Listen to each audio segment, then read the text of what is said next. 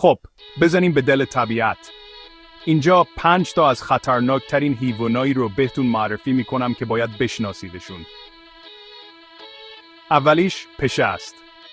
آره، شاید کوچولو به نظر بیاد، ولی در واقع مرگبارترین موجود روی زمینه. پشه‌ها بیماری‌های کشنده‌ای مثل مالاریا و تب دنگی رو پخش میکنن که سالانه باعث مرگ میلیون‌ها نفر میشه. گاهی وقتا کوچکترین چیزا خطرناکترین ضربه رو میزنن. بعدی عروس دریایی جعبه‌ای. این موجود که توی آبهای استرالیا و آسیای جنوب شرقی شناوره، زهرش میتونه توی چند دقیقه باعث ایست قلبی بشه. ترسناکش چیه؟ ممکنه حتی متوجه اومدنش هم نشید، چون این عروس‌های دریایی توی آب تقریباً نامرئی‌اند. شماره 3. شیر آفریقایی. این گربه بزرگ که بهش سلطان جنگل هم میگن، قدرتمند و غیر قابل پیش بینیه.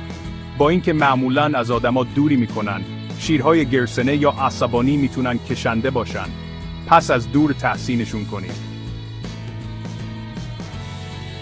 4 تو لیست ما کروکودیل آبشوره. این هیولاها میتونن تا 6 متر رشد کنن و هم توی آب و هم روی خشکی فوق العاده سریعن.